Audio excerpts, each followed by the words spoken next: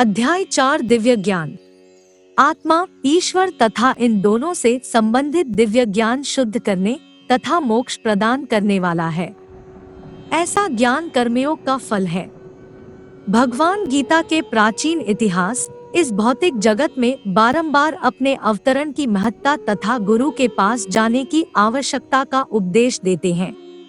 श्लोक 1 से श्लोक 3। भगवान श्री कृष्ण ने कहा, मैंने इस अमर योग विद्या का उपदेश सूर्यदेव विवस्वान को दिया और विवस्वान ने मनुष्यों के पिता मनु को उपदेश दिया और मनु ने इसका उपदेश इक्ष्वाकु को दिया। इस प्रकार यह परम विज्ञान गुरु परंपरा द्वारा प्राप्त किया गया और राजर्षियों ने इसी विधि से इसे समझा। किंतु कालक्रम में ये परंपरा छिन्न हो गई, अतः यह विज्ञान यथारूप में लुप्त हो गया लगता है। आज मेरे द्वारा वही यह प्राचीन योग यानी परमेश्वर के साथ अपने संबंध का विज्ञान तुमसे कहा जा रहा है, क्योंकि तुम मेरे भक्त तथा मित्र हो, अतः तुम इस विज्ञान के दिव्य रहस्य को समझ सकते हो। श्लोक 4। अर्जुन ने कहा, सूर्यदेव विवस्वान आपसे पहले हो चुके ज्येष्ठ हैं, तो फिर मैं कैसे समझूं कि प्रारंभ में भी आपने उन्हें इस विद्या का उपदेश दिया था। श्लोक 5 से श्लोक 10। श्री भगवान ने कहा, तुम्हारे तथा मेरे अनेकानेक जन्म हो चुके हैं। मुझे तो उन सब का स्मरण है, किंतु हे परंतप, तुम्हें उनका स्मरण नहीं रह सकता है। यद्यपि मैं अजन्मा तथा अविनाशी हूँ और यद्यपि मैं समस्त जीवों का स्वामी हूँ, तो भी प्रत्येक युग में मैं अपने आदि दिव्य रूप में प्रकट होता हूँ। हे भरतवंशी, जब भी और जहाँ भी धर्म का पतन होता है और अधर्म की प्रधानता होने लगती है, तब मैं अवतार लेता हूँ। भक्तों का उद्धार करने, दुष्टों का विनाश करने तथा धर्म की फिर से स्थापना करने के लिए मैं हर युग में प्रकट होता हूँ। हे अर्जुन, जो मेरे आविर्भाव तथा कर्मों की दिव्य प्रकृति को जानता है, वो इस शरीर को छोड़ने पर इस भौतिक संसार में पुनः जन्म नहीं लेता, अपितु मेरे सनातन धाम को प्राप्त होता है। आसक्ति, भय तथा क्रोध से मुक्त होकर, मुझ में पूर्णतया तन्मय होकर और मेरी शरण में आकर बहुत से व्यक्ति भूतकाल में मेरे ज्ञान से पवित्र हो चुके हैं। इस प्रकार से उन सबों ने मेरे प्रति दिव्य प्रेम को प्राप्त किया है। श्लोक 11 से श्लोक 15। जिस भाव से सारे लोग मेरी शरण ग्रहण करते हैं, उसी के अनुरूप मैं उन्हें फल देता हूँ। हे पार्थ, प्रत्येक व्यक्ति सभी प्रकार से मेरे पथ का अनुगम करता है। इस संसार में मनुष्य सकाम कर्मों में सिद्धि चाहते हैं, फलस्वरूप वे देवताओं की पूजा करते हैं। निस्संदेह इस संसार में मनुष्यों को सकाम कर्म का फल शीघ्र प्राप्त होता है। प्रकृति के तीनों गुणों और उनसे संबद्ध कर्म के अनुसार मेरे द्वारा मानव समाज के 4 विभाग रचे गए। यद्यपि मैं इस व्यवस्था का सृष्टा हूँ, किंतु तुम यह जान लो कि मैं इतने पर भी अव्यय अकर्ता हूँ। मुझ पर किसी कर्म का प्रभाव नहीं पड़ता, न ही मैं कर्मफल की कामना करता हूँ। जो मेरे संबंध में इस सत्य को जानता है, वह भी कर्मों के फल के पाश में नहीं बंधता।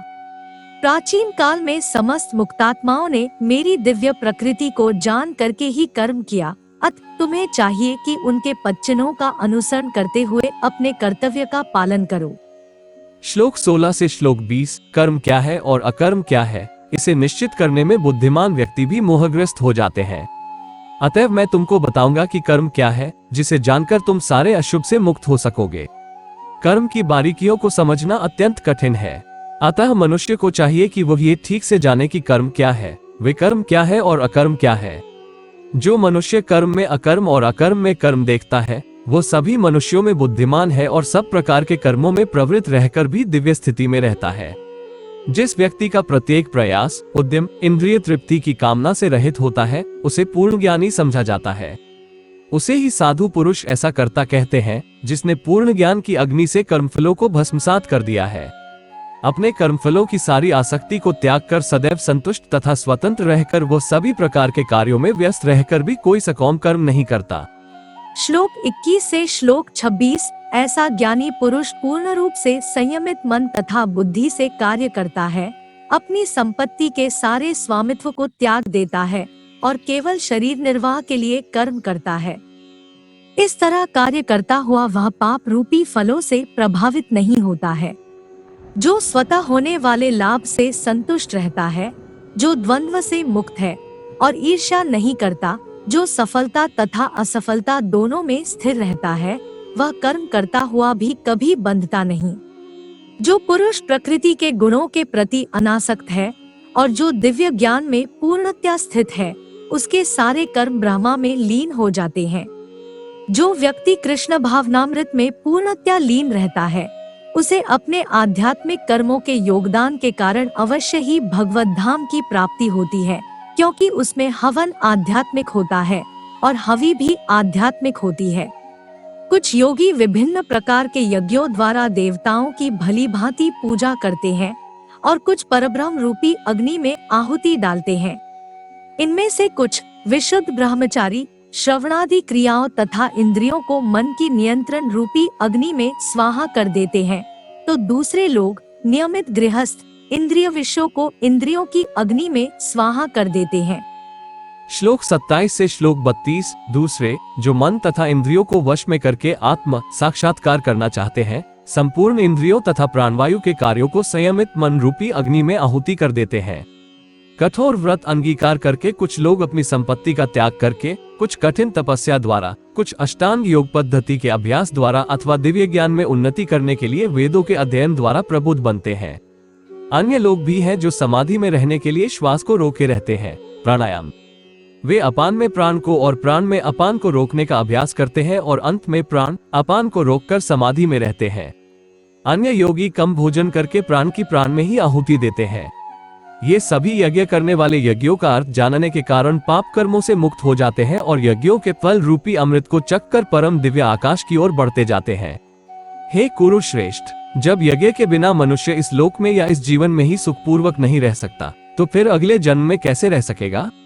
ये विभिन्न प्रकार के यज्ञ वेद सम्मत हैं और ये सभी विभिन्न प्रकार के कर्मों से उत्पन्न हैं। इन्हें इस रूप में जानने पर तुम मुक्त हो जाओगे। श्लोक 33 से श्लोक 37। हे परंतप, द्रव्य यज्ञ से ज्ञान यज्ञ श्रेष्ठ है। हे पार्थ, अंततोगत्वा सारे कर्मयज्ञों का अवसान दिव्य ज्ञान में होता है। तुम गुरु के पास जाकर सत्य को जानने का प्रयास करो, उनसे विनीत होकर जिज्ञासा करो और उनकी सेवा करो। स्वरूप सिद्ध व्यक्ति तुम्हें ज्ञान प्रदान कर सकते हैं, क्योंकि उन्होंने सत्य का दर्शन किया है। स्वरूप सिद्ध व्यक्ति से वास्तविक ज्ञान प्राप्त कर चुकने पर तुम कभी ऐसे मोह को प्राप्त नहीं होगे, क्योंकि इस ज्ञान के द्वारा तुम देख सकोगे कि सभी जीव परमात्मा के अंश स्वरूप हैं, अर्थात वे सब मेरे हैं। यदि तुम्हें समस्त पापियों में भी सर्वाधिक पापी समझा जाए तो भी तुम दिव्य ज्ञान रूपी नाव में स्थित होकर दुख सागर को पार करने में समर्थ होगे। जैसे प्रज्वलित अग्नि ईंधन को भस्म कर देती है, उसी तरह है अर्जुन, ज्ञान रूपी अग्नि भौतिक कर्मों के समस्त फलों को जला डालती है। श्लोक 38 से श्लोक 42। इस संसार में दिव्य ज्ञान के समान कुछ भी उदात्त तथा शुद्ध नहीं है। ऐसा ज्ञान समस्त योग का परिपक्व फल है। जो व्यक्ति भक्ति में सिद्ध हो जाता है, वह यथासमय अपने अंतर में इस ज्ञान का आस्वादन करता है। जो श्रद्धालु दिव्य ज्ञान में समर्पित है और जिसने इंद्रियों को वश में कर लिया है, वो इस ज्ञान को प्राप्त करने का अधिकारी है और इसे प्राप्त करते ही वो तुरंत आध्यात्मिक शांति को प्राप्त होता है। किंतु जो अज्ञानी तथा श्रद्धाविहीन व्यक्ति शास्त्रों में संदेह करते हैं, वे भगवत भावनामृत नहीं प्राप्त करते, अपितु नीचे गिर जाते हैं। संशयात्मा के लिए न तो इस लोक में न ही परलोक में कोई सुख है। जो व्यक्ति अपने कर्मफलों का परित्याग करते हुए भक्ति करता है और जिसके संशय दिव्य ज्ञान द्वारा विनष्ट हो चुके होते हैं, वही वास्तव में आत्मप्रयण है। हे धनंजय, वो कर्मों के बंधन से नहीं बंधता। अतएव तुम्हारे हृदय में अज्ञान के कारण जो संशय उठे हैं, उन्हें ज्ञान रूपी शस्त्र से काट डालो। हे भारत, तुम योग से समन्वित होकर खड़े हो और युद्ध करो। ओम। अगर आपको वीडियो पसंद हो तो वीडियो को लाइक करें। इसी तरह के वीडियो के लिए इस हिंदुत्व चैनल को सब्सक्राइब करें, जिससे आपको ऐसी वीडियो मिलती रहे। संपूर्ण श्रीमद् भगवद गीता के लिए चैनल के लोगो पर क्लिक करें। ऊपर दूसरा ऑप्शन प्लेलिस्ट का मिल जाएगा, उस पर क्लिक करें। आपको संपूर्ण श्रीमद् भगवद गीता का प्लेलिस्ट मिल जाएगा। धन्यवाद।